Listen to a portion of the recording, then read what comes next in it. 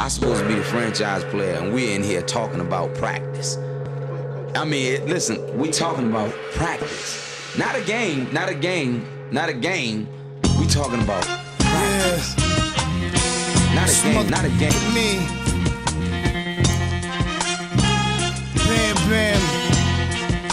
Me, man. Not a game. Slap that like she scored 30. What are we even talking about, man? We talking about sports here. Yo, guys, it's Thursday, February 25th, 2022, and guess what? It's We Talking About Sports, and we're back here with another Four Quarters podcast, and we got some overtime for you guys. See, when you guys watch sporting events, you never know if you're going to get overtime or not, but when you're with We Talking About Sports, you always get overtime. So it's Roland Zamora here, and I'm joined here by my guys. How's everybody doing? Ben, Ron, Justin, what's everybody up to? Shit, chilling, man. Enjoying Thirsty Thursday. About to get this game plan on and cooking. I'm excited. It's been a minute. We usually had almost three a week, and now it's only about one. Now that football's over, so the big show's over. Yeah, man. So it's good. It's good to be here. Yeah, it's good to be here. We're still gonna get into some badass topics, so I'm ready. What about you, Just? I see a smile on your face, man. Yeah, just good to be back. I'm happy that it's a lot of NBA today, a lot of basketball. A little bit worried, what's going to happen with MLB. The lockout continues, extensions until Friday. I mean, pitchers and catchers should have reported, a week ago or 2 weeks ago? Yeah. I better get some MLB this summer. That daily baseball bets I was telling last year, I need them back. And that's not even on the list for the Four Quarters podcast, and didn't even make overtime for you guys that are watching us on YouTube right now, or maybe on Facebook. So that just goes to show you how lit the sports world is right now. Ben, how are you doing? I'm smart too. Yeah, I'm good because Justin says he's happy to be talking a lot of basketball, but we've had some basketball podcasts, when his boys were slumping, and he wasn't on here. So I'm glad that today he gets to state his claim and throw Ron a little corners because Ron's been riding. He's been holding it down, huh? He's been holding it down for the boys, Justin. All right. Well, I just feel like the NBA pull-up is better suited with you three. I do enjoy listening to it, so that's the reason why I haven't been on. But no, I'm here now, so we can talk. Colin Cat.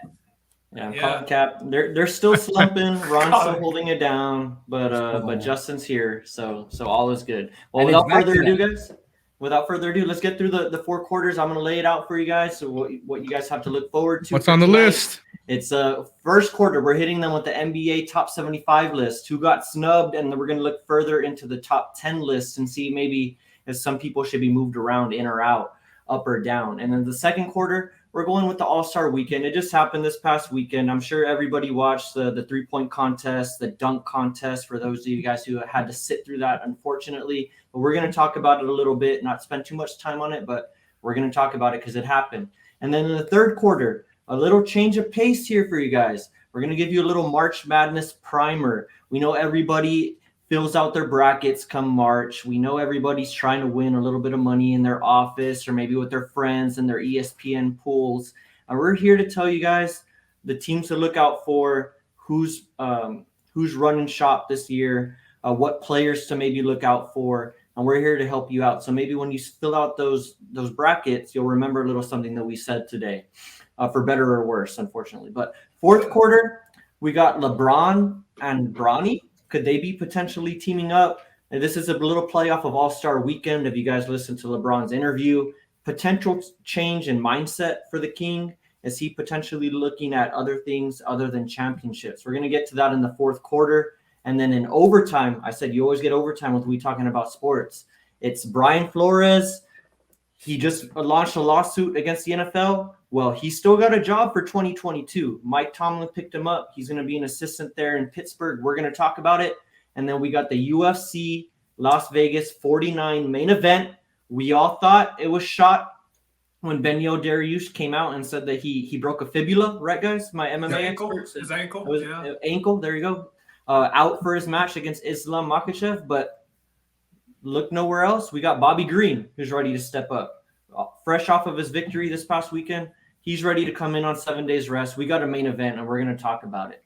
So is there anything that you guys are excited about before we get into these four quarters, or do you just want to jump into it? Let's get into it. I'm excited about these topics right now. All right. Well, NBA top 75 list, Justin, I'm glad you're here for this because the top 75 list, I mean, it's filled with your favorite team, man. It's filled with a bunch of Lakers, specifically the top 10. We got, Michael Jordan at number 1, of course, LeBron James, Kareem Abdul-Jabbar, Magic Johnson, Wilt Chamberlain, bunch of Lakers in there, Bill Russell, Larry Bird, Tim Duncan, and rounding it out at 9 and 10, you got Oscar Robertson, the guy who popularized the triple-double, and Kobe Bean Bryant, rest in peace. And we even paid a little tribute to Kobe Bryant, at the top left. He's the logo here tonight. I appreciate that. Anything pop off to you guys off this list? Justin, you've been missing our NBA pods lately. I'm going to let you go fresh with your NBA take. What pops off to you on this top 75 list? Well, we're just talking about the 75 list as a whole right now. First things that pop snubbed? off are the snubs. Who got snubbed in the 75? We're going to talk Paul Gasol, and we're going to go Dwight Howard. Those are the two at the top of my list for getting snubbed. I have Paul Gasol over Dwight Howard. You got, 2 championships with Paul Gasol, 6-time NBA All-Star, 4 All-NBA teams. This boy should be in the top 75. He was a facilitator. He was good in the post. There's no reason that Paul Gasol doesn't deserve to be in this list. So, Justin, I hate to do this to you, put you on the spot, but you call them snubs. You call them snubs, right? But who do you take out for these guys? If you're going to put them in the top 75, these 2 guys, you got to subtract 2 to keep it the top 75. Yeah, that's not a problem for me. Hal Greer's on the list. I'll take him out. Who? Hal Greer. Exactly. Who? Who?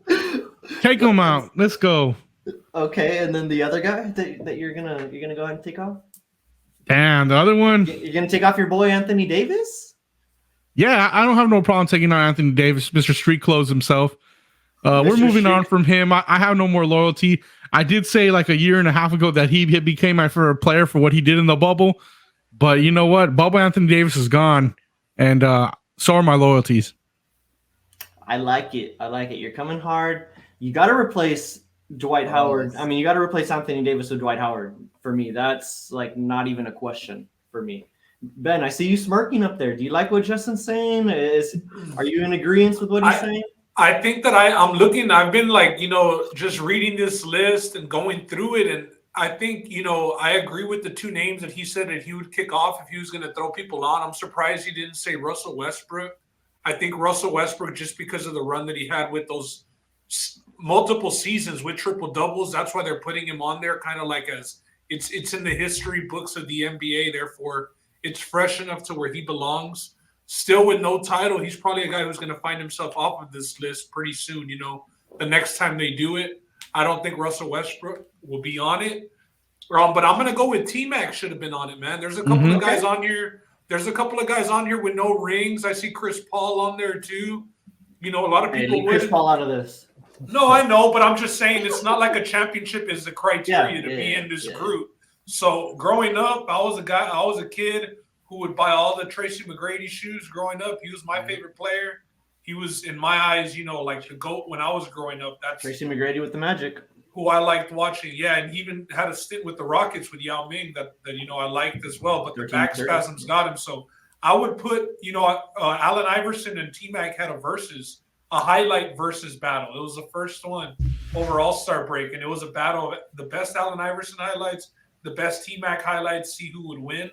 And Allen Iverson went on a little rant there also saying T-Mac belonged in the top 75.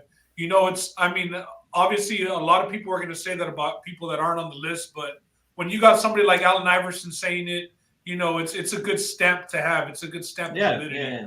You know what I mean? So I think T-Mac does belong on this list. I wouldn't mind taking out AD and putting T-Mac in, or the guy who I still don't even know the fucking name Justin said at the beginning.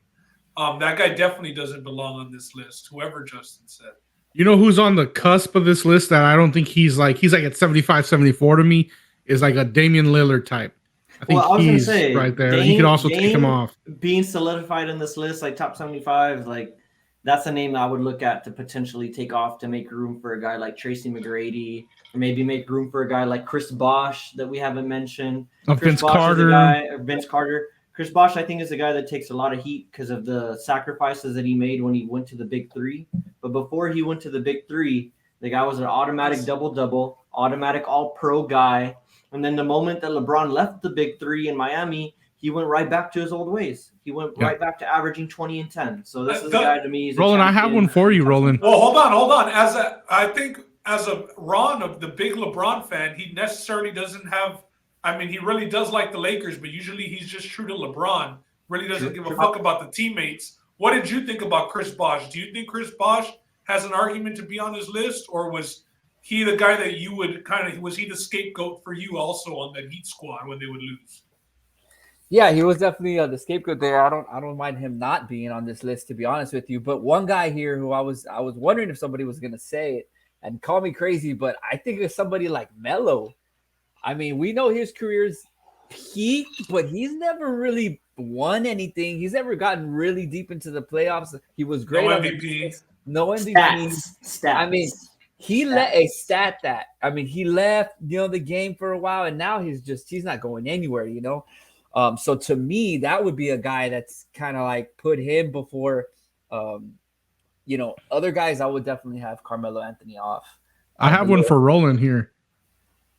Roland, what about your boy, Tony Parker? Why is he not on this list? I would definitely have Tony Parker over. See, look, this is tough. This is tough because Tony Parker, he has the unfortunate, thing that goes with his career that he played with Tim Duncan.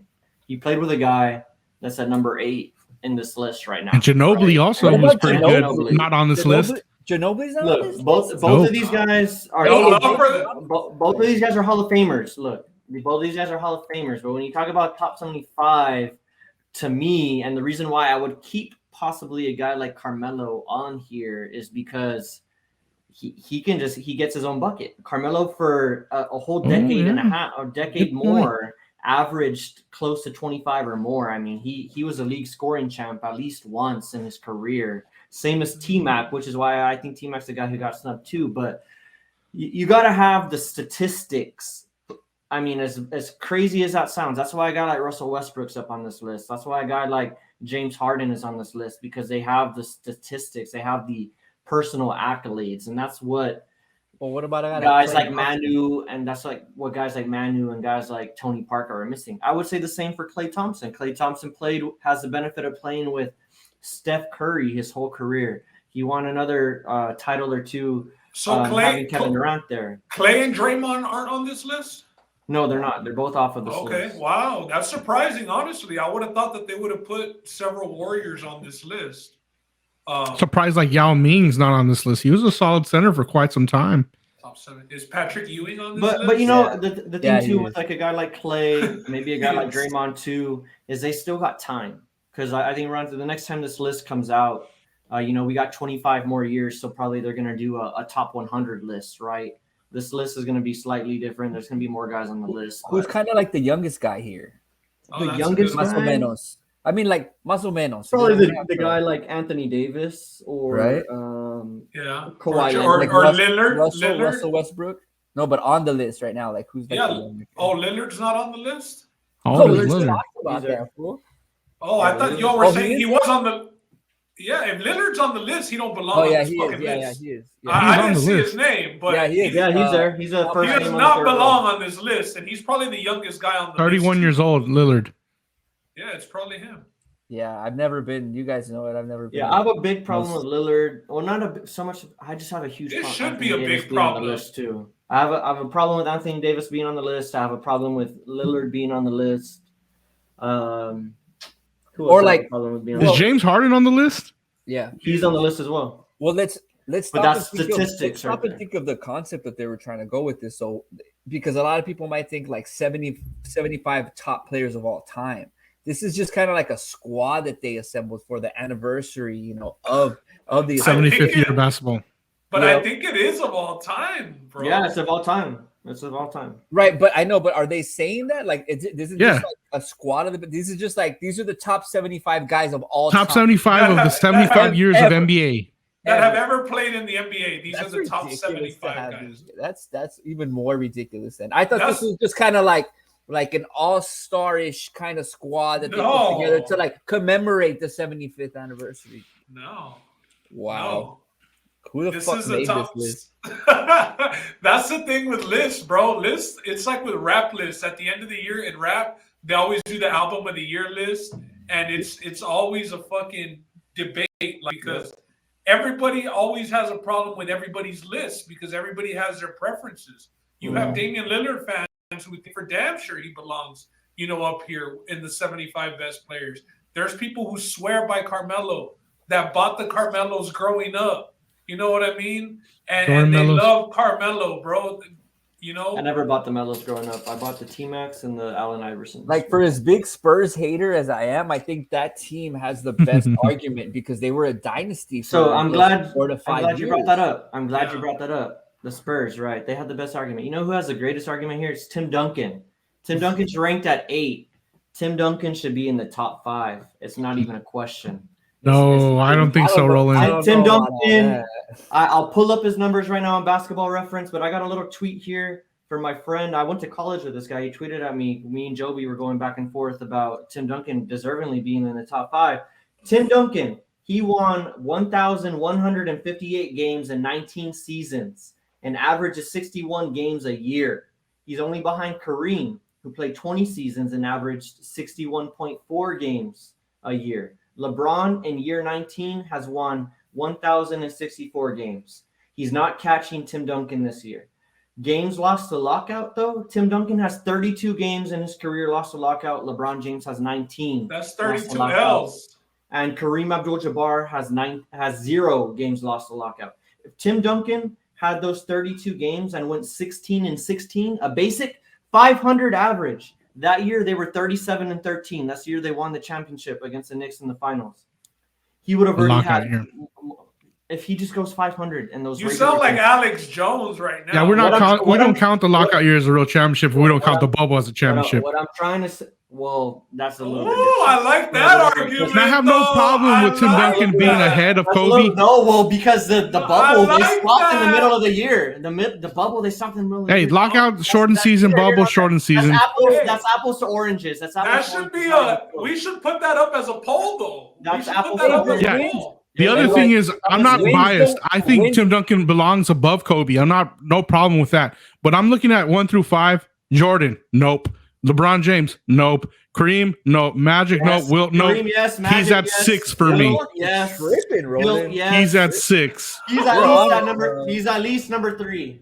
All time. He's at least number 3. Tim had the benefit of playing with a great coach, great system. 2 other players who were arguing should be in the top 75. They had the benefit. Not putting him above in the top 5. They had the benefit of playing with Tim Duncan. Tim Duncan. Yeah, but they were good in their own right, and we just argued they belong in the top 75. Don't get this misconstrued. Tim Duncan did not have the benefit of playing with anybody else. With Kawhi Leonard. He didn't have the Twin Towers. That wasn't part of that situation either. Because David Robinson was on a bad back in his last year by the time Tim Duncan got there. Yeah, but Twin Towers for sure. Yeah. The only people who had the benefit were his teammates that played with Tim Duncan. The greatest, and one of the greatest coaches of all time. That doesn't matter. The single greatest teammate of all time is Tim Duncan. The single greatest teammate of all time. You want to talk about taking cuts? That's good, bro. He belongs in the top 6. You want to talk about his stats? Basketball Reference doesn't even have this shit up here. That's how many fucking all-time All-NBAs he's had, All-NBA defensive teams he's had. The guys on these guys on this list don't even have the same amount of All-NBAs, the same amount as All-NBA defensive first teams that this guy has. It's just disrespect to have him at 8 right now. I can't even get off of it. It's disrespect. It's disrespect top 6 to have him at 8 right now. Well, he is a top 5 player. Wilt Chamberlain played against plumbers. He played against but his game was good though. He played against no one doubts it. Bankers. No one even has film on this guy. No one even has film on this guy. Magic Johnson couldn't even. I'm not even going to go there. He couldn't. Bro, there's colorized film on Chambers' game now on Twitter if you need to see it. Kareem Abdul-Jabbar, he had the benefit of Magic. Magic Johnson came and saved Kareem Abdul-Jabbar because he couldn't play in the finals. Magic Johnson had to come and play center for him because he couldn't finish. Who did Larry Bird have the pleasure? We want to talk about. Yeah, so Magic can play 1 through 5. Belongs above Duncan for me. Duncan at 8, right? Yeah. Hey, this guy's been hanging out with Joby way too much. Disrespect. No, that's just history. That's just statistics. That's 1, 2, 3, 4. He should be going harder about Parker and Ginobili not being. I know. Yeah, 15-time All-Star. And I'm halfway there with you, Roland. He does get snubbed at 8, but I can't put him in top 5. Ah, man, it's just disrespect. Like the fact that you should know the disrespect is coming if Ginobili and Parker aren't even on the list, bro. Yeah, exactly. He doesn't have any other top 75 player teammates on this list. He's not on the list. So don't even come at me with, he's had the benefit of playing with Tony Parker and the benefit of Ginobili. They're not even on the list. Pop is only the great coach that he is because of Tim Duncan. That's next. Oh, no Pop. No Tim Duncan, no Pop. It's that simple. It's that simple. Shit. It's that simple. It's that simple. Tim Duncan does not walk in that building. Popovich, I probably don't even know his name right now. Popovich stays an assistant. Damn, I like that, Roland. He's sticking. He's doubling down. He's the Brady of basketball. Roland. He is. He is the Brady of basketball. Oh my God. He is. I honestly, though, I'd like the fire, Roland. I do. It's dope. 3 titles, 3 decades. Come on, man. That's longevity. That's what this list is about. 90s, 2000s, 2010s. Top 5. Top 6. Top 5, man. All right, Ben, let me know. Kobe. I would have thought maybe people would have had a stronger argument for Kobe about it being. I'll put Timmy 5. over Kobe. I mean, but this is why I hate these lists. So when I heard that's why when I heard Justin say it, I was like, damn, then he's right. Because Justin's the biggest Kobe fan that you could find. And for him to say Tim Duncan does belong above Kobe is like, all right then. Yeah, I mean, Tim Duncan's in the top 10. Fuck it. Those small market teams are always going to get disrespected. And it's just something that comes with the territory, pretty much. I'm sorry for you guys that are listening. This is what we all need right now. No, bro. Hakeem Olajuwon probably should have been top 10, though. That's a guy. I like that. Hakeem Olajuwon's a guy who has some. Hakeem Olajuwon should have been top 10. A guy for me that I'd have higher on the list, and I'd probably bump.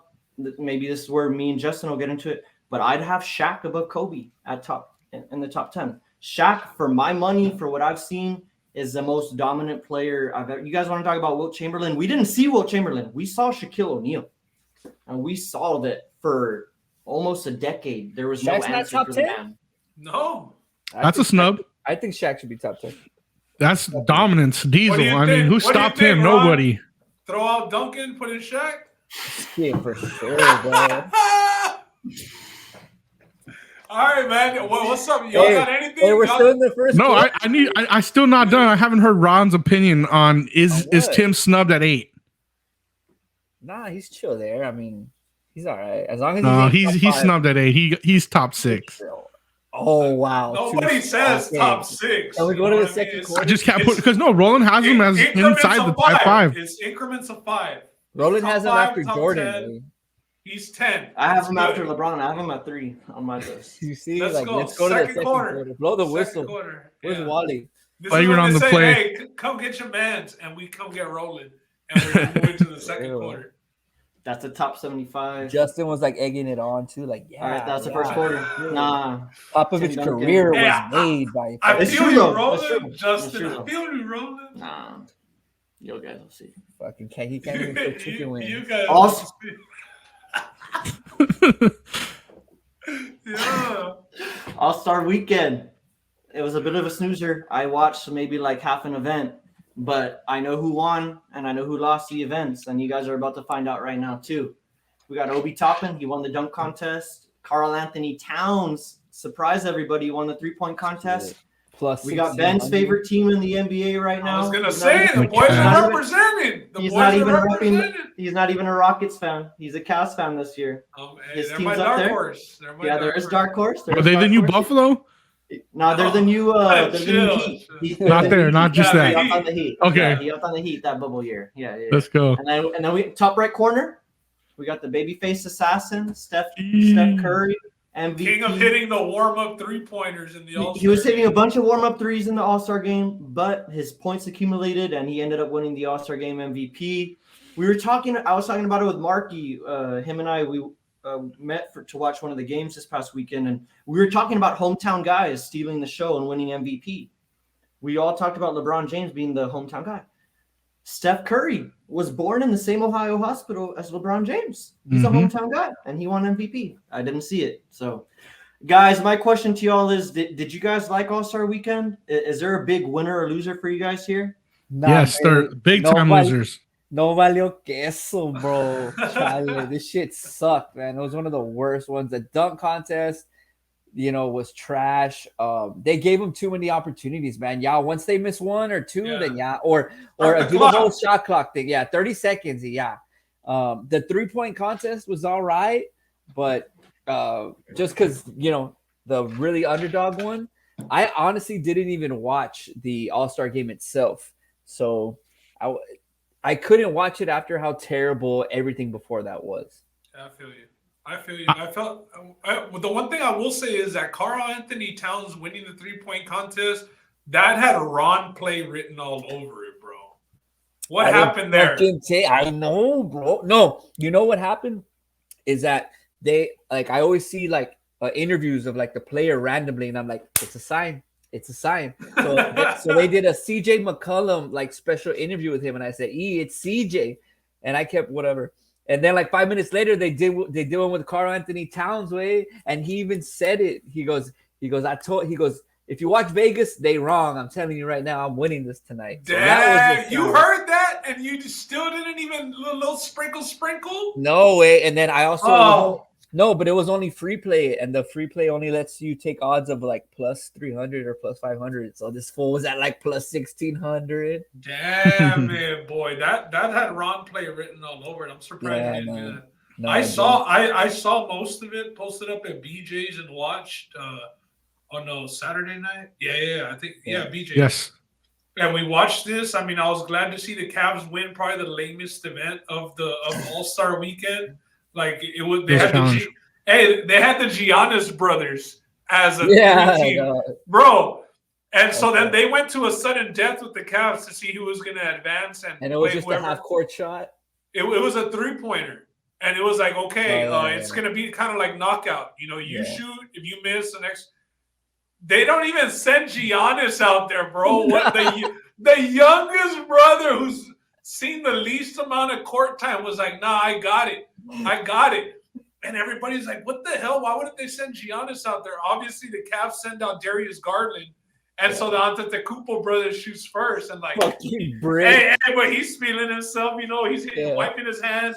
He hits the bottom of his shoes to get some grip. If he's going to, jump for a dunk and need some grip or some shit. Brick. Gotcha. Bad miss. Darius Garland goes up there, and it's like a free throw, dog. Yeah. Boom, the Cavs advance and beat them. It was a horrible, horrible event, but glad to see the Cavs win. Well, I will say for Karl-Anthony Towns, impressive what he did. The round in the playoffs, after he had advanced, it looked like that shit was Luke Kennard's to lose, to be honest. He came out that first round and really set the tone as one of the last shooters, but Karl-Anthony Towns got hot, and man, I think he hit 29 to win. Ended up beating out the shooters. Even Trey. Yeah, shout out Karl-Anthony Towns, the guy who's usually used to getting punked by other big men around the league, whether it's in the media or on the basketball court. He's a guy who does get bullied at times, but Shaq even goes at him on the fucking show. I mean, Jimmy Butler goes at him. Everybody goes at the guy. People like to clown him. It's good for him just to win. He was with Chloe. Something that he was completely counted out of in the 3-point contest. He had a good showing, and he even asked Steph for some tips. Prior to going up there, he said, he was really trying to fucking win.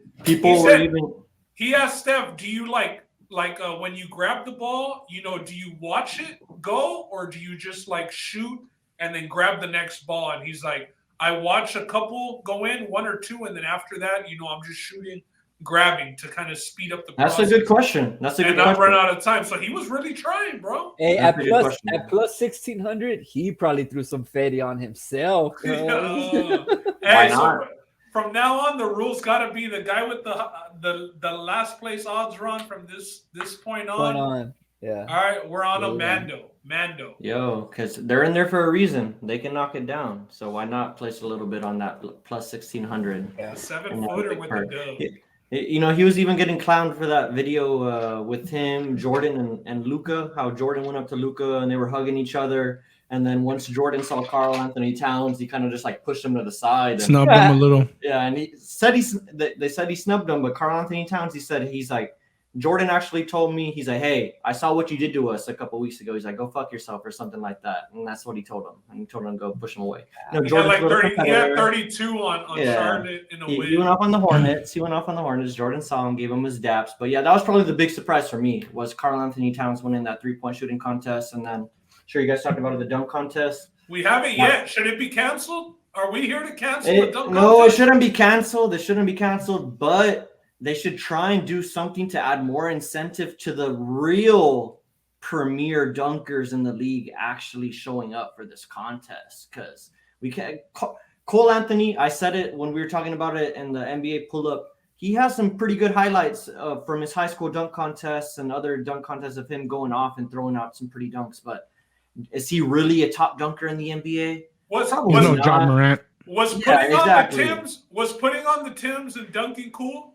No, it wasn't even in New York. Okay, Justin says no. Roland says yes. Ron, the fashionista that you are, old school Adidas logo on your shirt, 3 stripes.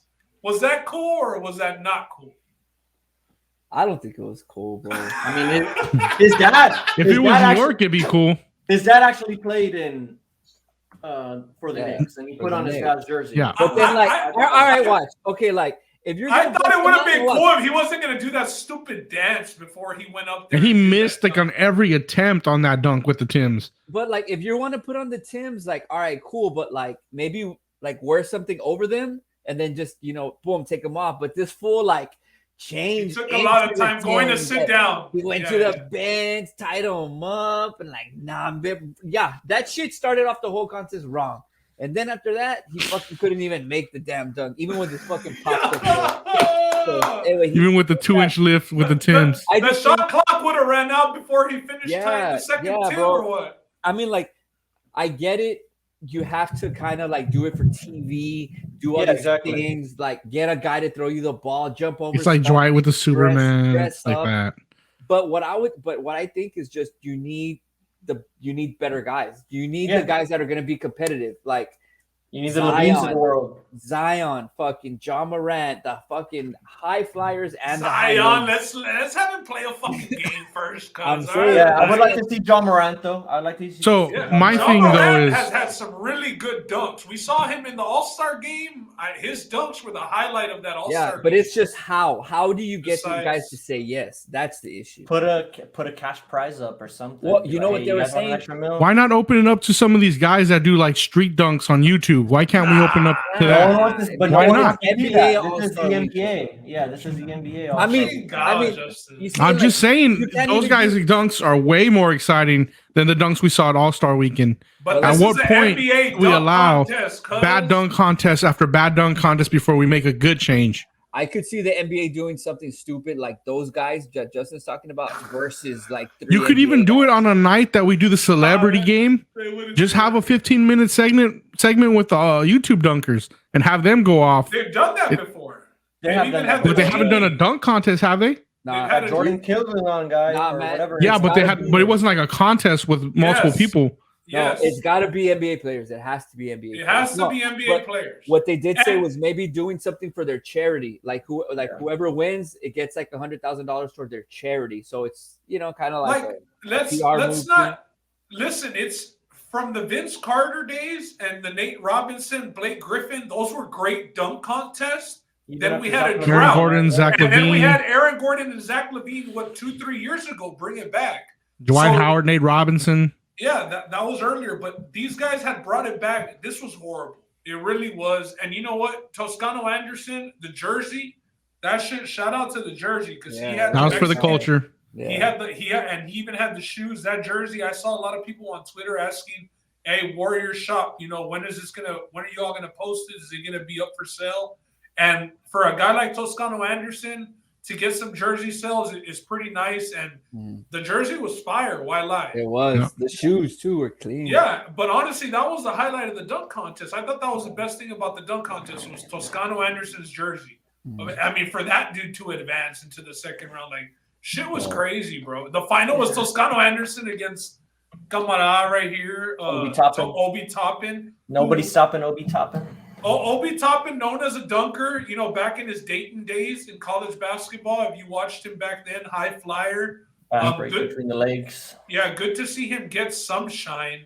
Slowly, he's worked himself into the Knicks rotation, but should have known a guy who, if you watched him, pretty athletic and high flying enough to win a dunk contest, but it was a bad one.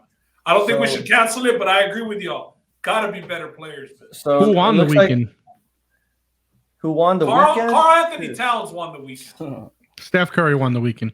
I'd say Steph Curry and LeBron James won the weekend. LeBron James hit the game-winning shot, and that's kind of where I was getting to with the Elam ending. The NBA fixed one problem with the All-Star game. They found a way to make it slightly more competitive. You see the endings of games at the All-Star game getting a little bit more competitive, a little bit more defense. They don't want to have that last shot hit on them. Everybody wants to hit the game-winning shot. They brought the double team on LeBron, and Pete came. He just hit the shot. But now they have another problem. That's what we do, dog. Is this dunk contest? They said when Curry and LeBron have been on the same team, they're undefeated or some shit like LeBron's that. 4-0 since the draft with the All-Stars. Are the Warriors going to draft Bronny or what? Fuck. I bet they can't draft him. They're going to have to do it with the second round pick because Bronny ain't that hot right now. But we'll get to that later. Hey, chill. I just saw a bunch of memes of LeBron James looking sad after getting to play with Giannis and Steph Curry and having to go back to, you know, Anthony Davis and Russell Westbrook. But it's neither here nor there. What about the Camara who said, did LeBron just hype himself up for that second half championship run? Like, yeah, Steph Curry and all these Vatos are going to be his teammates for the second half. Bro. Who was that? Who said that dumb shit? Was it Ronnie? Nah, let's not say. Hey, you said it, not me. All right, you said it, not me. I mean, we'll get to it in the fourth quarter. We'll get to it in the fourth quarter with the whole Bronny talk. But I think it was I think the whole LeBron stuff had a different sentiment for me. But we'll get to that later in the fourth quarter. But let's move on. That was the second quarter. We're not doing halftime here. We're going right through it. We don't need a break. Running clock, baby. Running clock. We're going right to the third quarter. And I said it to you guys in the intro. We're going to give you guys a little March Madness today. And that's exactly what this is. It's your little March Madness primer. We got 3 little sections for you here. And I'm going to run through it for you guys real quick. So we have your national powerhouses. These are the teams that you guys need to know for sure who's going to be around. Come March. These are the teams right now that are competing as we're talking right now. These teams are competing for number 1 seeds. These guys are competing for the best road to the national championship. And so without further ado, you got Gonzaga. They're the number 1 team in the nation right now at 23-2. They're led by the guy here pictured on the screen for those of you guys that are watching on YouTube. That's Chet Holmgren. He's a guy that's looking at potentially being the number 1 pick in the upcoming NBA draft. He's a freshman. 7-footer, kind of unicorn type, got a Kevin Durant type game. He's our leader this year. That's Arizona, the number 1 recruit, right? Number 1 recruit. Yep. Number 1 recruit. Him and Pablo Banchero were the 2 guys coming out this past year that got everyone's attention. Arizona is at 24-2 this year, kind of a reloading situation there for them. Got a great team. Don't really have any people that pop off the screen, but just a good team there for you. Auburn, much of the same thing there. They've been the number 1 team for most of the year. Had a little bit of a drop off after winning 19 in a row. They lost actually 2 in a row after winning 19 in a row. And they dropped down actually 2 spots. Funny how that works. They dropped from number 1 to number 3. They're there at 25-3. They're led by Bruce Pearl. Much of the same team that they had last year. Run and gun. They love to shoot the 3. They can switch 1 through 5 almost. Purdue at 24-4. They're led by, I want to say his name is Jaden Ivey. He's a wing player. He reminds me a little bit of Ja Morant in terms of his athleticism and the way that he plays. Curtis Painter, I think Curtis is his first name, but Painter for sure, the coach for Purdue. He is a traditional coach, but he's letting him run a little bit more. He's been running a lot of pick and roll the past couple of weeks, and it's proving to be good for Purdue because they're on quite a little winning streak right now. And they're the other team fighting for a 1 seed. These other teams on the list, they're still here. These teams that you're going to have to look out for in March, don't forget about them. It's Villanova, Duke, Kentucky, Texas Tech, and Kansas. Duke, I just mentioned his name earlier. They're led by Pablo Banchero. This is Coach K's last year. So if you guys maybe want to put a little future on maybe some dramatics happening at the end of the year with Coach K, maybe Duke makes a little run for Coach K. He hasn't been on the bench lately. He's been under the weather. Shire's been coaching for them, former player. But Duke, they're still led again by a bunch of diaper dandies, as Dickie would say, and led by Pablo Banchero, who's probably going to be a top 3 pick in the draft. The other team I want to talk about here is probably my favorite team this year is Kentucky. John Calipari, he's reloaded after an off year, some would say last year. He's got a couple of good recruits, some good transfers. Wheeler, Ty Washington's a good freshman. This team, they're dealing with some injuries, and they got a Player of the Year candidate. His name is a little bit hard to pronounce for me. I'll look it up for you guys right now. But this is another team that you guys need to look out for in March. Kentucky, they've reloaded.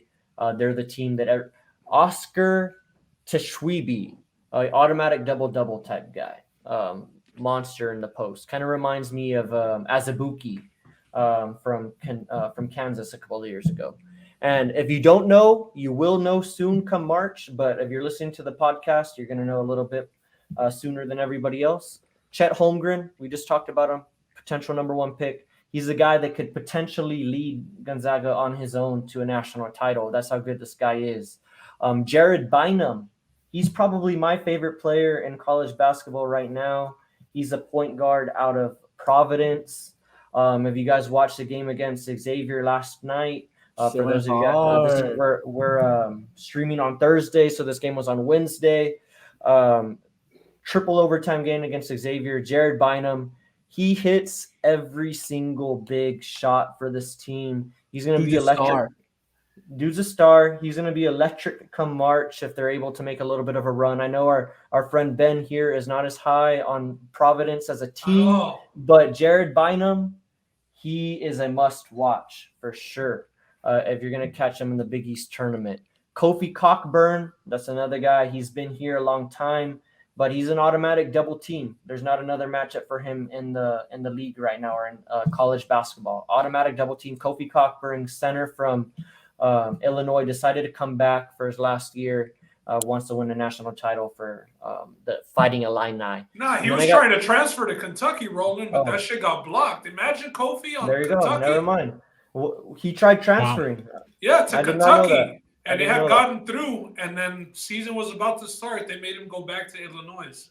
Damn. And well, Kentucky would have been the favorite had that gotten that transfer. Hands down. And then, Ben, I'm going to let you steal the show here. I want you to introduce us the Middle Tennessee State Titans, USA. Right? What's their mascot?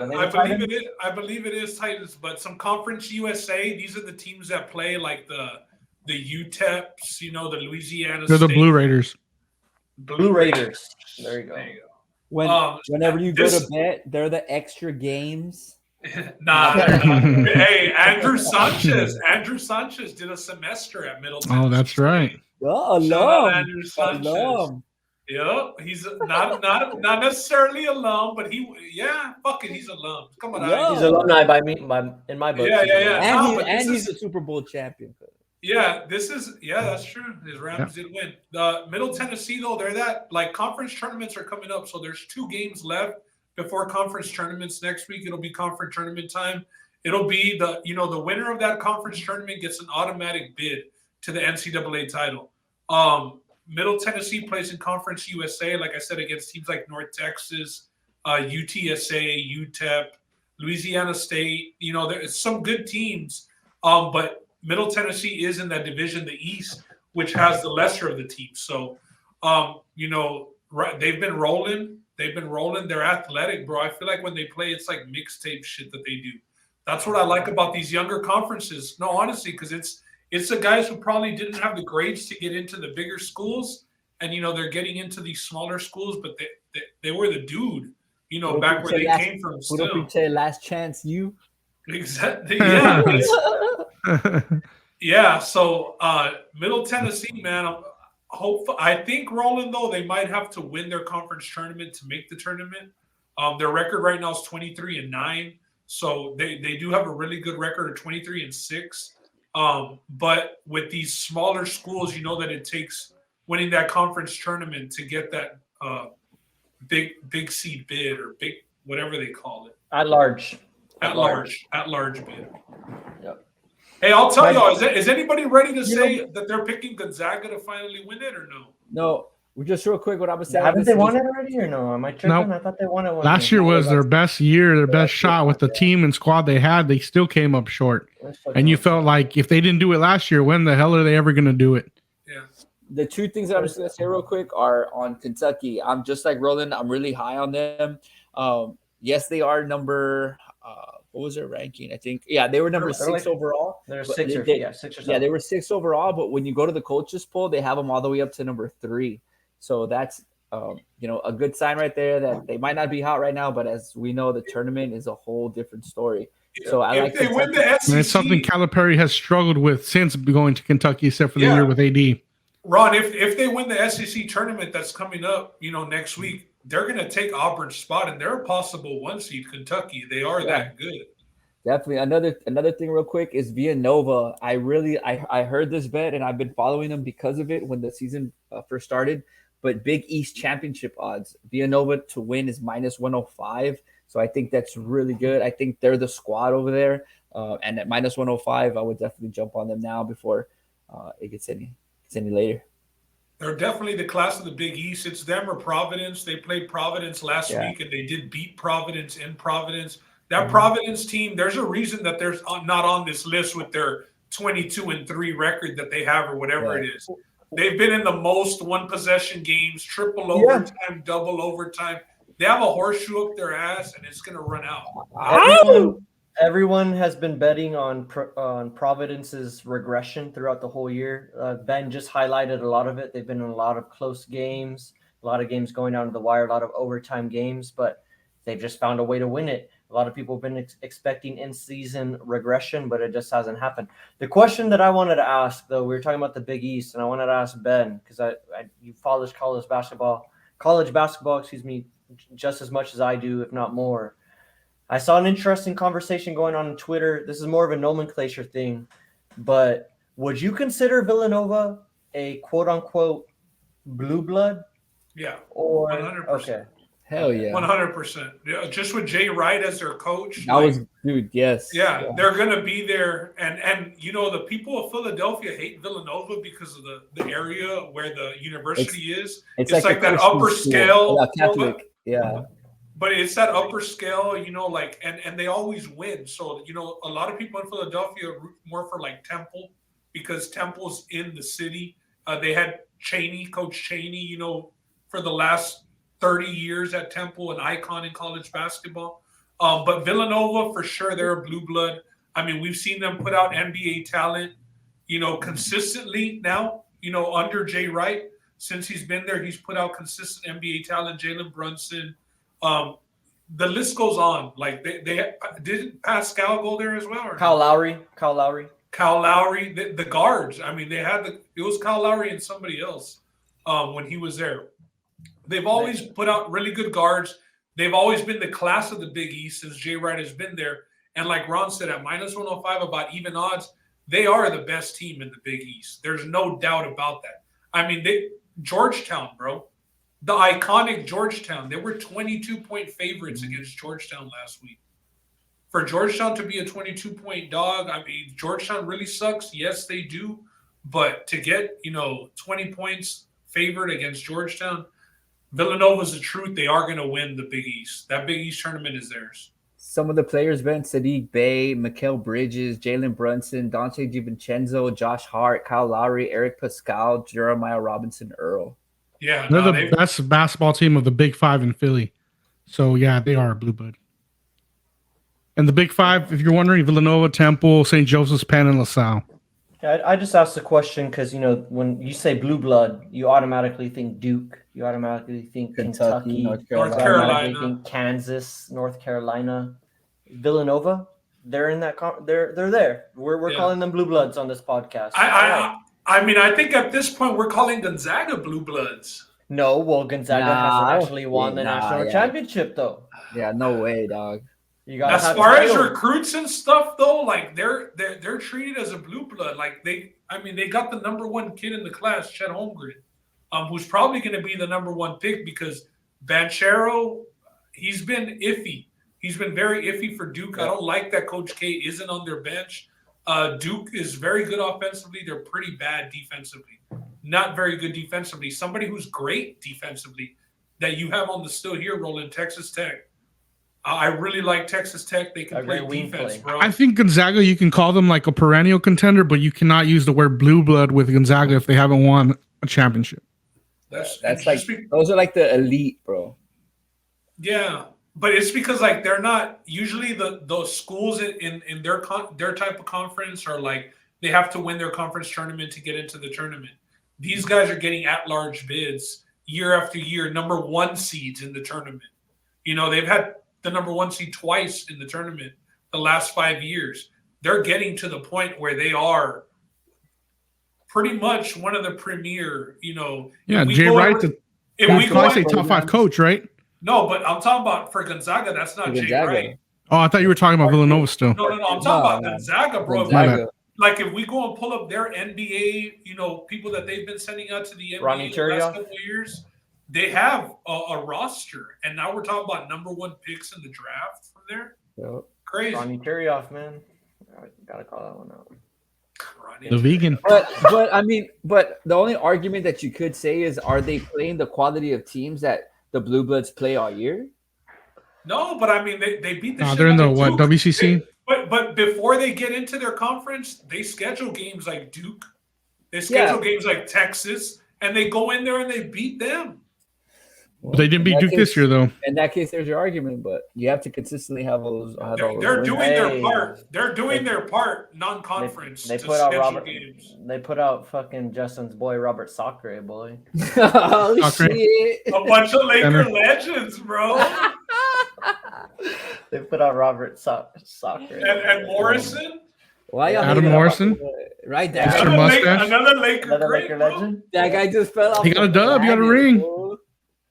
They put out. Kobe got him a ring. Hey, let him know. Hachimura. Your boy Roland. Yeah, wasted a lot of money on his cards. I don't think he's played out all this year. So everybody was like, "Oh, Rui! Oh, got a card, Rui! Hello." For this list, Roland, the one that I wouldn't say shocks me, but I just thought we'd be in their position now is Texas Tech, of course. Switching coaches, I thought you would have us there. Unfortunately, that has not been the case for Texas and Texas men's basketball. I saw some lists where they had them going in as far as a 4 seed. I don't even know if that's appropriate. I think they shouldn't be in the top 4. Yeah, my brother Gabriel sent me that same list. We gotta talk about Texas. We gotta talk about Texas. Well, my question. I don't know if Ron's a Texas fan, but I know 3 of the. My question for you guys. My question. No, I'm not a Texas basketball fan. Don't throw me in there. Wow. What? I thought you were. I apologize for grouping you in that. I don't know. I went to UTSA. I've always been a Kentucky kind of guy.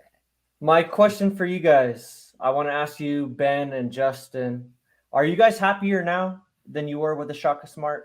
Yes, still happier because we needed to move on from Shaka about 3 years ago. Okay. And like they're playing defense, like they're still struggling to score the ball because that's what Texas Tech did under Chris Beard as well. They were going to clamp you up, but I mean, they might not hit 70 points. They get stuck in the 60s a lot. Texas has that same thing. The thing is, I mean, you have Kansas and still here. Texas, I don't know if they have 1 or 2 wins against Kansas, but I know for damn sure they have one possibly too. They swept them. I mean, 2 out of 4 Kansas losses are from Texas. If Texas can avoid Texas Tech in the Big 12 tournament, I think Texas can win the Big 12 tournament. I do like what Texas brings. Like I said, they clamp up Chris Beard, you know what he's going to give you. He's the type of coach that you want in March. So, yeah, I'm buying Texas going in as a 4 seed. So you're buying that stock. You see them making it out of the first weekend. Give me Texas over Providence, bro. That's for damn sure. Yeah, I'll take that. I'll take that. But Providence is probably going to go in as a 3. Yeah. 3, the way it stands right now. If they win this weekend, they lock up the Big East. So they're going to be the regular season champs in the Big East. So talking of betting, if there's a bet then, Ben, for Providence to reach a certain level or round, I don't think that they get to Sweet. Yeah, I don't think that they get to the Sweet 16. I don't think Alabama's another team who's going to be up there in the rankings that I'm not very bullish on. Arkansas is in Alabama with the win over the Zags too, and yeah, Alabama has huge wins, but then they also have losses to Georgia, Missouri. Terrible teams. They have Jabari Smith. Is there they lost to Iona. Avery Johnson or no?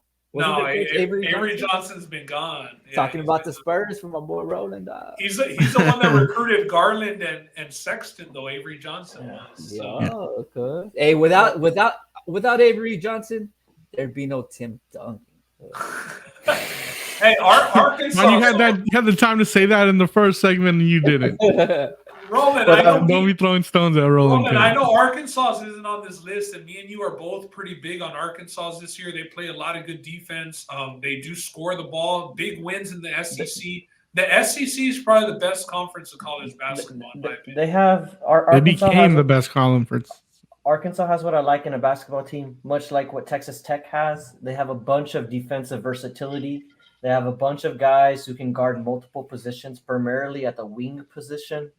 In college basketball, if you can get that, you're going to make a pretty good run. So I like Texas Tech. I like Arkansas.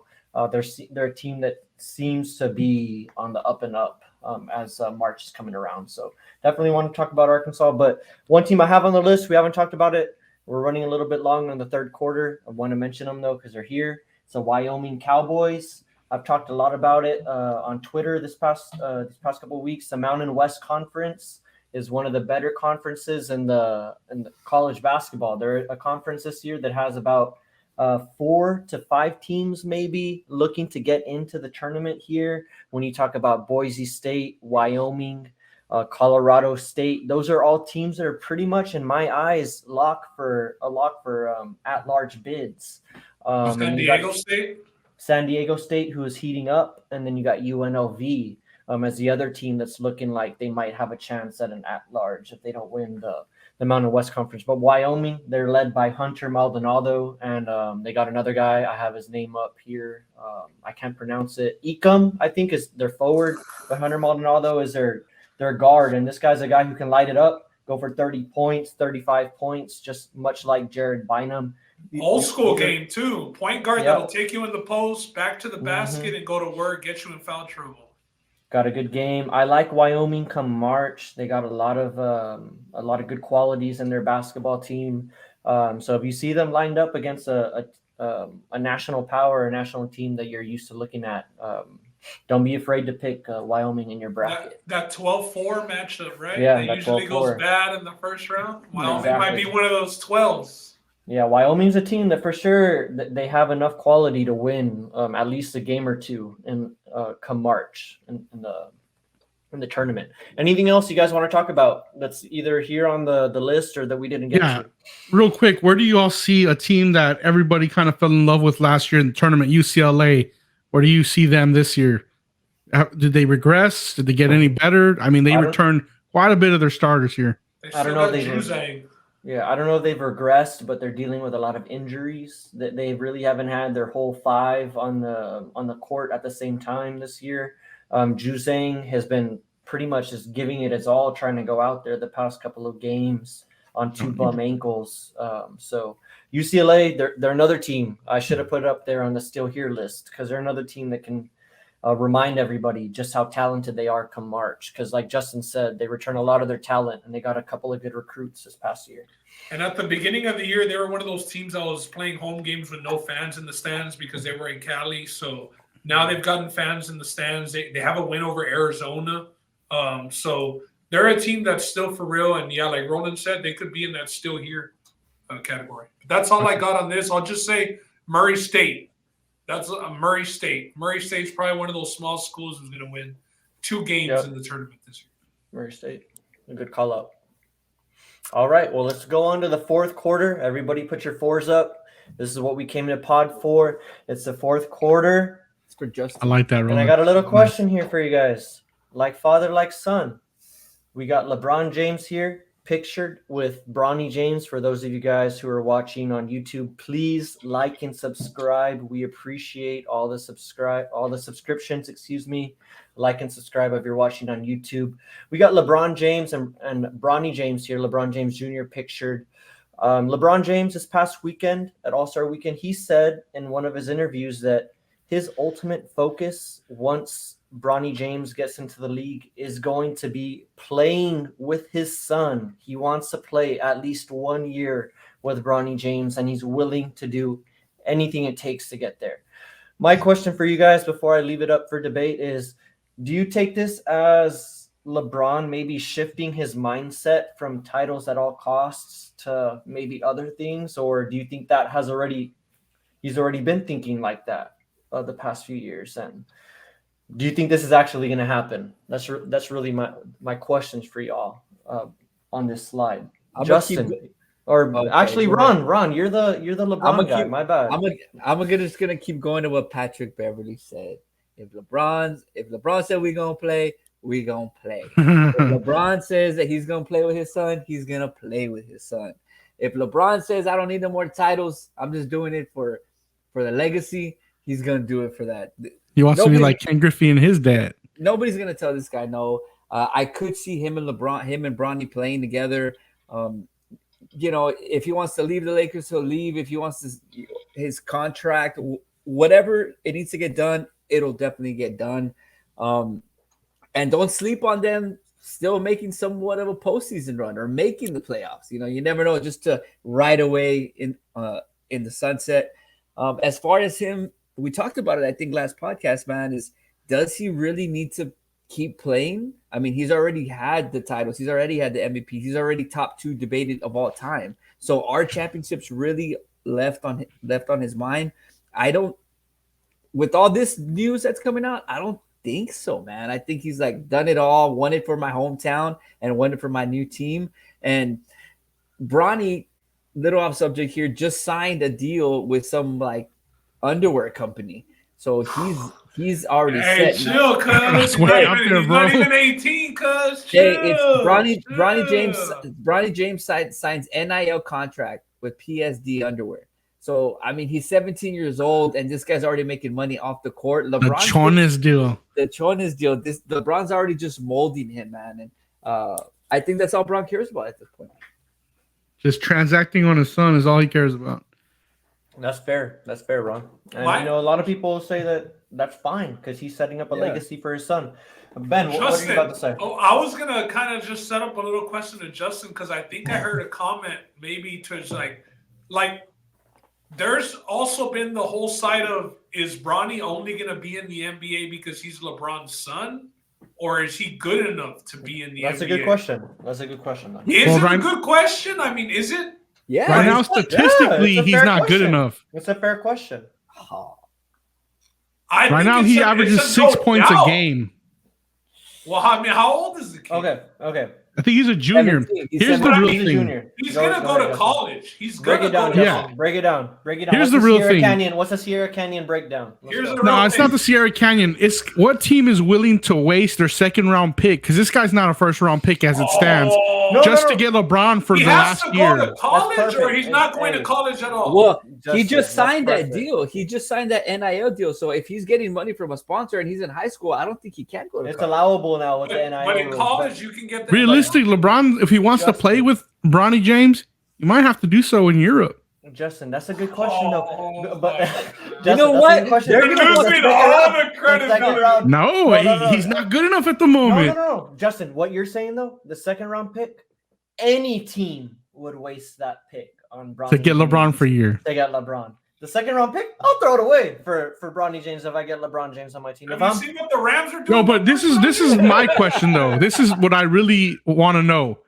What about Bronny James? Does he want to play with his dad? I don't want that pressure of having to play with my dad. Well, if it means that he gets in the league when he's not supposed to, like you said, then endorsement deals. I guess, Michael couldn't get his kids to the league, and this is a way, to get your son to the league. At least as a rookie, he won't have to carry some random veterans bags. It'll at least be his pop's bags. You know what I mean? They'll be their bags. I thought it was no question he's going to be good enough to get into the NBA. Well, he's playing at Sierra Canyon, so his stats are dumbed down because the guys ahead of him are way better and they're getting more time. Chino Hills High, he'd probably be dropping 24 or 25 a game if he was at Chino. Hey, don't compare him to LaMelo Ball, bro. I'm not going to do that. I'm just saying, Sierra Canyon parking lot looking like the Magic City parking lot. And Ron knows. Ron understands. This is like the new Oak Hill Academy is what Sierra Canyon is. So yeah, pretty much. He's still a junior, man. Yeah. Hopefully as a senior year, get to 30. It's the IMG Academy of Basketball. There you go. Yeah, he's got to get it to double digits the senior year. He does, definitely. Unless he's just locked down Tony Allen. Nasty. You know what I mean? Or he breaks through that year of college if he goes. I gotta respect LeBron though. LeBron because what Justin's saying is true right now. Based on the rankings, Bronny James is not a surefire NBA player. Just based on where he's at, based on where he's ranked.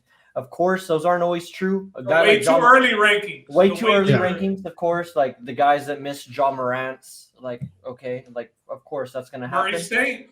Exactly. But I respect it from LeBron James' perspective because it's almost ensuring Bronny James a spot in the league. Is that what it is? It's for his son. It's a cosign. It's the ultimate cosign. He's co-signing his son right now. He's like, yo, you want me on your team for at least a year? Draft my son. This is how. Don't think about it. Yes or no? Yes or no? Can you see the NBA saying, fuck it, we're going to go back to the T-Mac days, Tim Duncan days, Kobe days, straight out of high school? Again, fuck that 1 year rule. No, I mean, that's why I was going to ask, does he go to college or does he do that G League team? But there's been talk about it. There's been a little talk about it for the last year. I've seen it. I say no at the moment, Ron, because of the development of the G League. They just started that whole program. That's true. Good point on the G League. I would say in 5 years, they see that program's not really working out and people are ready to go, then yes, but if Jalen Green's a bust, that program needs to be fucking done with. All right. Yeah. Hey, but what route do you see Bronny going? That G League route, or do you see him going to a prestigious college for 1 year? I see Bronny in the G League route. LeBron always said he wished he could have been a Dookie or some shit like that. Didn't he say that? I thought he wanted to be Ohio State. Kobe wanted to be the Dookie. Oh, I thought he wanted to play for Coach K the whole time in Cameron, but I could see. Who knows with LeBron? I've seen him repping a bunch of different colleges. If it's whatever's hot, he's repping. Cowboys, it doesn't matter. Going the college route. You want to be a football player? Would be bigger for the brand, because he's gonna get a lot more exposure, being in college. And whatever college he goes to, ESPN every time they play, he's got to go to college 1 year instead of that G League shit. Yeah, the NIL deal would be too crazy, even in college. That's true. Yeah. All right. Well, we will revisit this in a couple of months, maybe a year, whenever Bronny declares whatever route he's going to take. Anybody want to guess what school he's going to go to? For those of you guys that are guessing on the college, Ben and Ron. He ain't gonna go to no fucking bum ass school. I'll tell you that. I'm gonna say Duke. Well, not with Coach K not being there. I think he'll go to a school where a good head coach can take care of him. He's gonna go to UCLA. He's gonna go to UCLA. Stay at home with his pops for another year. Fuck it, I'll say Gonzaga. Blue blood. Mark Few or whoever. Hey, if he wants a coach that's gonna take care of him, he's going to Michigan, dog. All right. He's got to go to a school. Juwan Howard.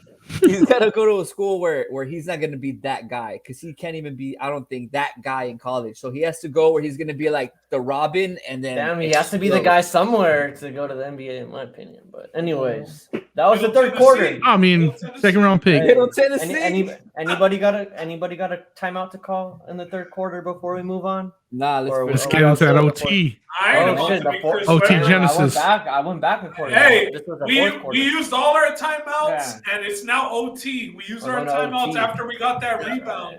I'm I ain't hungry. about to go Chris Webber. Let's just I go went back tip in off time. OT. All right, tip well, off let's OT. go straight to OT. Let's not OT's make this only one 5 minutes. OT's let's not only risk 5 minutes. Let's not risk a Yeah. technical foul. All right, we got some overtime. All right, Brian Flores. We last heard about him. He was launching a lawsuit against the NFL. He's hired. He recently lost his job with the Miami Dolphins, but he's hired with the Pittsburgh Steelers. You guys got any quick thoughts on that? You guys happy to see Brian Flores with the job, Justin? Yes, I thought, for sure with the lawsuit, it was done. He was blacklisted. To my surprise and chagrin, he's hired in a perfect role for him. Linebackers coach. Mike Tomlin got him. I'm happy to see him back in the NFL. Shout out Tomlin. Yeah, I'm eating my crow. I said there was no damn way. This dude called Mike Tomlin for advice. 2 days later, Mike Tomlin called and offered him a job. Listen, it's always better having head coaches on your coaching staff. Yeah. Yes, maybe this guy didn't cut it on this other team, but he would have had a way cleaner exit. Probably would have been a head coach had he signed that NDA that the Miami owner wanted him to sign. Had he not gone public, he would have probably been the Texans head coach, but he fucked that up. So here's Mike Tomlin, a guy who's always been known to do the right thing and been, that minority black coach for a while in the league. A players coach, a guy that a lot of people respect. Hires a lot of minorities. Yeah, and I mean, it's just always great to add another head coach to your coaching staff, bro. And we want to talk about the NFL. It's always been known as a boys' club, like people rehiring their friends that they've hired. And This Tomlin's boy. Hey, this is Tomlin's boy. He's hiring his boy. Yeah, I like to see it. I like it. And I shout out to don't- the Steelers owner for allowing it, bro. Like they Yeah. really, the owner stuck their neck out. Yeah. Straight up. Shout out Tomlin. I don't like it. I don't like the move. It's I've never been a big Mike Tomlin fan, and if this is what everybody's been against this whole time, hey, you're just hiring your camarada, you're just hiring your friend, you're just hiring this guy, and dare I say it, you're bringing more attention to the whole, racial thing. A black coach hiring another black coach and a friend hiring a friend. Why not? I know. Okay, so if that's your argument, then everything that you've ever said before, you cannot stand behind because it's just happening again. Yeah, I see why it happened. If they're gonna say it's good for the league and all this stuff, but in a way, man, they're kind of just like separating themselves. Also, it's. I could see that, Ron, but the thing is, Brian Flores is qualified as a defensive coordinator, linebacker coach. I think this is a really good hire. If he calls any other 31 coaches, nobody brings him on the staff. It was just because they don't have balls. It was just because it was him. It was just because we've never seen a guy. We've never seen a guy. Yeah, you're right, Ron. I mean, no one else would have hired him or touched him. And it brings more publicity to the Steelers. And Of why? course. Because their quarterback is gone. So let's stay in the media. Let's keep the sales up. Let's keep the fans in the building. It was a PR move, bro. That's and I like this perspective. That's an interesting take. I do like your different perspective, Ron, on this. We need to have different perspectives. Now I hope he gets fired from different views. But now, if the Steelers go and come out last in the league, then that's gonna be worse. My only rebuttal to what Ron was saying about everything else being irrelevant, my only rebuttal on that would just be that the only reason why it can't just be like that is because there's only one other minority coach in the league, and that's Ron Rivera. So the whole rehiring and all that looks normal because everybody else, those other 30 teams, all those other guys, they all look the same. These two other guys that are doing it, they look a little bit different than everybody else. That's why it's a little crazy. But go ahead, Ben. If Jason Garrett has a job, Ron, Brian Flores should have a job. I mean, come on, we got to draw the line somewhere. So you don't think there was a better linebackers coach out there? No, this guy's very qualified as a defensive coordinator. He's a linebackers coach. He should be the defensive coordinator. Yeah, he's a linebacker. I wouldn't hire him as a head coach again, ever. I don't think he's a winner as a head coach, but as a defensive coordinator, my gosh, he's overqualified. It's like Todd Bowles, bro. You know, a horrible head coach, hell of a So real quick, Wade Phillips, horrible head coach, hell of a defensive coordinator. Yeah, if you're Brian Flores, like you're blessed right now because you have a job. Even if, so did he had to swallow crow and say, "Fuck it, I'm the linebackers coach. I was just the head coach." But he took a step back. You swallow some pride for sure on this. That's why I didn't think he'd be coaching, because I didn't think that he'd give in like that to the league, you know, and take that step back. But it's also like, hey, I'm suing you, and I'm also getting a paycheck working for you. So it shows that he wants to work. He's about working. He's about getting in there and getting the job done. Still waking up. Still. Yep. He ain't just waiting for that lawsuit money to hit. Exactly. He wants to put in that work. What do you guys think about Colin Kaepernick funding Brian Flores' investigation? What did you say, Justin? I heard this week. I heard this week that Kaepernick's going to be funding Brian Flores' investigation in the NFL. Sounds like two guys that really want to bend the NFL backwards, bro. Yeah. So it makes sense. It's going to be interesting. We'll see, but anything else on this overtime subject? Oh, let's get to this UFC main event this weekend.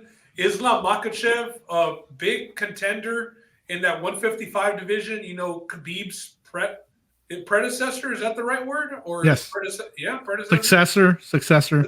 No, predecessor's before, dude. Yeah, so successor's after. Okay, I was going to say not his sensei, but so his successor, his protege, Makhachev, was supposed to have a big fight against Beneil Dariush, you know, another top fiver. We're going to get a lot of answers. Beneil Dariush ends up breaking his ankle 2 weeks ago. Bobby Green, after winning on that pay-per-view card, you know, that Derek Lewis was on, and lost to Tai Tuivasa, that Whitaker and Adesanya card, steps in 10 days notice to fight Islam Makhachev. Makhachev, an 8-1 favorite against Bobby Green. Bobby Green, we know, a stand-up fighter. Makhachev, a wrestler. Honestly, this just seems like you're kind of feeding something to the wolves, you know, just throwing some meat out there to a killer. Does anybody believe that Bobby Green can make it a fight? Can he stop a couple of takedowns? Went on the Ariel Helwani podcast, said, hey, Islam Makhachev has never been in a fight. He's been in a bunch of matches. I'm going to punch him in the fucking face. And he's going to be in a fight this time. I like it. He said all those top 10 guys, they went and they asked him if they wanted to step in on short notice and fight this guy. Hey, none of those guys wanted it, so here comes number 13 on short notice, you know, to step in and fight him. As an 8-1 dog, does anybody see this? I think if it hits the championship rounds, it is a 5-round fight because it's a main event. I think in the 4th and 5th round, Bobby Green is very live. Does he get there is the problem. I think it might get there just because Green is so fast that Makhachev might be worried about his boxing, and he's going to want to wrestle, and he's going to want to take it to the ground, and it's going to make the fight last. You don't see a sub? You don't see him finishing him on the ground? I think Justin right away nodded his head yes. Like, there ain't no way it gets to that round. I got the unders here. I think Islam's going to sub him within the first 2 rounds. I even like it within the first round. 8-1 odds here. You're putting a chicken in with a cheetah here. It's going to be over on the ground. Ron, do you want to rethink what you were going to say? Cause no, I do not. No. So they're also capping. I mean, they're also headlining the night. I think they're going to want to stretch it out for that TV time, man. I give Bobby Green props for taking the fight on short notice. You know, a lot of people, I think they were making the point. I've seen this on Twitter. I don't know exactly who was saying it, but a lot of people turned this fight down. I'm pretty sure Bobby Green was not the first phone call. Chandler turned it down. Ferguson turned it down. Yeah, but Islam's last fight was also a short notice fight. Hooker had to step in to get that fight, and we saw how that one turned around. So I'm giving Bobby Green a little bit of props here. It's not looking like he's going to walk away with a victory here. But like Ben said, if he can somehow get to the 4th or 5th rounds, you know, this is a guy in Makhachev that we haven't seen in these waters too much. It would be a little interesting if it got there. Do I think it's going to get there? Probably not. My prediction is I think Bobby Green's going to go balls to the wall as soon as that as soon as the whistle or whatever, the bell rings. As soon as the bell rings, it's kind of like Bobby Green's gonna go to the balls to the wall. That's my bet, and Makhachev's gonna end up winning. But I'm rooting for Bobby Green on this one. So it's kind of like that boxing saying he's got a puncher's chance. Yeah, I mean, you never know. One thing that did impress me was not a knockout artist, Bobby Green, decision master. Fast. He was super fast though. So he's good on his feet. Yeah, if he just lands the right shot at the right time, you never know. So that's why I give him a puncher's chance. His last fight, though, he did go to a decision versus Nasrat. So that, I mean, he's not coming off a great win. Like, you know. No, but he beat the shit out of Nasrat. No, yeah. Yeah, he killed it with the striking. It wasn't like boxer, yeah, exactly. but no power behind those punches. But there was never a threat for a takedown either in that fight. I do see him being a tough guy. He hasn't been finished much. I do think we're going to get into the later rounds. I think it might get interesting. Oh, man. Maybe a little shades of Nate Diaz against, what was the fool's name that he rocked in the last round and then Leon started Edwards. just staring at Leon Edwards. I don't even know his fucking name, and he's fighting for a title. God damn, man. Like that's just how bad the dude is, bro. Like nobody knows his name, and he's fighting for a title. I want to ask you guys this question, primarily Justin and Ben. I asked it, I think pre-pod, but Makhachev, is he for sure if he wins this decisively, or like Ben saying in the late rounds, whatever? If he just wins the fight, does he have his hands on that title fight? Like, there's nothing anybody can do to take it away from him. He's got it. It's his. Well, you're going to have to talk to Gaethje about that one. But I think Gaethje's next, and then it'd be Islam after that. Islam shouldn't have to fight again without it being a title shot. Yeah, I think it's pretty unfortunate for Bobby Green here because win or lose, there's no winning after for him. Even with the win over Islam, he's not in title contention. And of course, a loss just sets him back again. But like he said, I think money was the motivator for him in taking this fight. He's talked about being paid again. Shit, yeah, why not? He said he has like 6 kids and 3 different baby mamas. So I'm sure he needs mouths to feed. That cash. He said money's the most important thing. That's what he said. So it's not like a guy who's necessarily chasing the title. It's a lot of similarities kind of to a Masvidal, bro. You know that this guy's been in the UFC. He's been fighting since 2009. He's been a pro. Yeah. He's got fights, been in the background, in the shadows, now finally getting some shine because he did well with his time on the mic. And, when he gets in there, he kind of talks some shit. This is his highest payday. This will be his highest payday. For sure, this will be his highest payday. And jumping on 10 days' notice, it should be his highest payday. But I see him being tough enough to last into the later rounds and it get interesting. So, yeah, Makhachev will probably win, but I see him getting tested late. 8-1, lay the money on him. Fuck. Hey, we already missed on Towns, right, Ron? We ain't gonna miss again. Nah, and real quick, a little Salt Bay. Speaking of Masvidal and UFC, we will do a couple. We talking about sports live from UFC 273. Nah, maybe not at 273, but we'll be there that weekend. Me and Ben. Maybe y'all can go live on Facebook for something. Yeah, hell yeah. Just at the sportsbook show us what's up. Justin, Ben, is Makhachev, is he a future champ? And Charles Chucky Olives, man. I don't know. With him in the division. Yeah, I'm just asking because he has the Khabib hype around him. That's why I'm asking the question. He'll be fighting for a belt by the end of 2022 for sure. But I think that if it's against Charles Oliveira, that Charles Oliveira will beat him. I'm in the same boat right now. Fair enough. And he might even open up as a favorite against Oliveira just because of all that hype, that DC hype, that Khabib hype. Yeah, he has a Khabib hype. He's got the machine behind him. He just can't get the right opponents in front of him, to make all of us believe. Yeah, and Oliveira as a champion has been the underdog, 2 times now? Yeah, he was an underdog to Poirier, underdog to... I think he was a favorite to Gaethje, but before that, when he won the belt, he was a dog as well. And I will throw this out here. Makhachev, from what I've seen, does not look or appear to be too worried about Bobby Green. I saw him in an interview earlier. I think it was today with RC and DC. Yeah. And DC was asking him about Bobby Green's wrestling background, and Islam was like, "Who said that he had a wrestling background?" And he's like, "Says who?" And he said, "What do you do? Watch wrestling match?" Yeah, he's not taking him seriously at all. So hopefully, I'm leaning towards Ben's prediction here that it goes towards the later rounds, just so we all get our worth as viewers on Saturday night. So that's all I have on this one. Rooting for a good fight, pretty much. Next week we'll be back with a tap hour for that pay-per-view that's coming up. That Masvidal and Covington. Was Cowboy Cerrone's fight moved up to the card next week, Justin?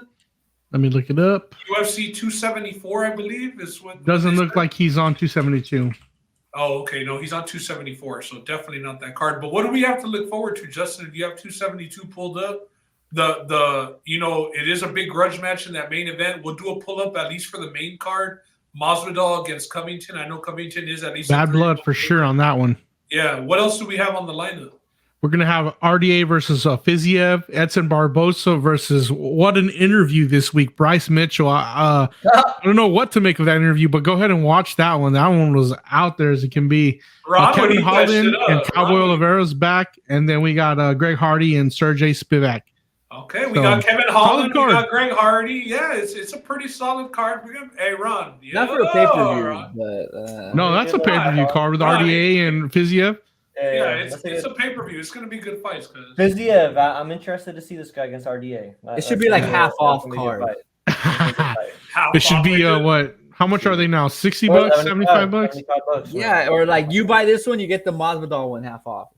Hey, no, that is the Masvidal fight.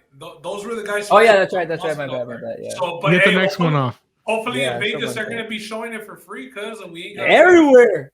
We'll be doing a little MMA tap hour coming up, like Ben said. As we get closer to the draft, we'll bring you guys some draft coverage. And then as we get closer to March Madness, we'll break down a bracket with you guys. Maybe throw out a bracket for the group and everybody. Definitely, that would be a lot of fun.